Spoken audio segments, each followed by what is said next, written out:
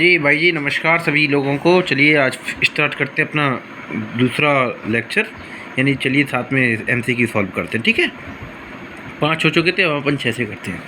Same emergency वाले topic पर कर रहे हैं, तो स्टार्ट करते हैं कि देखिए, which one of the following can not be the ground, 6 number, which one of the following can not be the ground for proclamation of emergency under the constitution of India.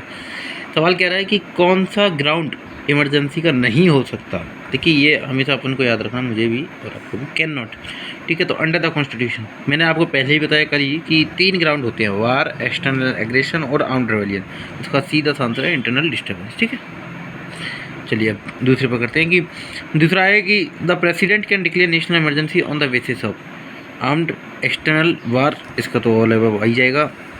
8 पे करते हैं, according to which article national emergency can be declare by president of India. 3 तरीके की emergency होती है, 352, 356, 360। ये कह रहा है नेशनल इमरजेंसी, तो आप लोगों को पता है नेशनल इमरजेंसी आती है 352 में। चलिए कल करते हैं, under which of the following circumstances can the president declare emergency. Same सवाल सेम बातें, अब समझिए। External aggression, internal disturbance, failure of constitution machinery in state, financial crisis. अब देखिए, यहाँ एक पेज है, वो ये है कि आपको समझना पड़ेगा क्वेश्चन क्या कह रहा है।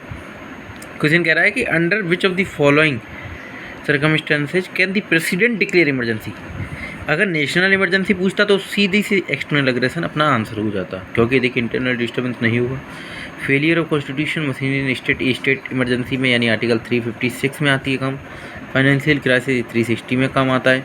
ठीक है, तो परंतु ये कह रहा है इमरजेंसी, नेशनल नहीं कह रहा, तो इसका आंसर होगा 1, 3 एंड 4, यानी बी। ठीक, ये एक्सप्लेनेशन है, आप पॉज करके पढ़ लीजिएगा, सेम जो मैंने बताया वही है। ठीक है, आगे ये 36 में आता है, देखते हैं।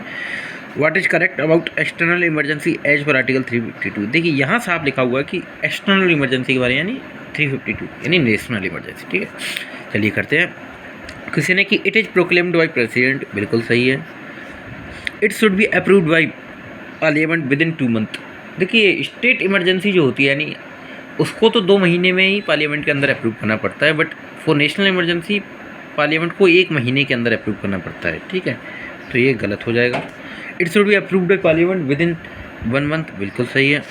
It should be approved by parliament by simple majority. देखिए, अप्रूव जो है नेशनल इमरजेंसी वो होती है स्पेशल मेजोरिटी से। ठीक है, it should be approved by parliament by 2/3 majority, तो ये सही हो जाएगा। It can be revoked by simple majority of parliament, बिल्कुल सही है। It can be revoked by 2/3 majority of parliament, ये भी गलत है। तो इसमें आंसर कौन कौन सा है? पहला, 1/3, 5th, देख लीजिए 1/3, 5th यानी सी। ठीक है, ये इसका एक्सप्लेनेशन है, आप पॉज कर लीजिएगा, पढ़ लीजिएगा, वही सेम बात लिखी हुई है जो मैंने बताई। ये और अदर एक्सप्लेनेशन है, ये भी पढ़िएगा। 11 क्वेश्चन करते हैं। According to article 352 of the constitution, national emergency can be declared in which among the following circumstances.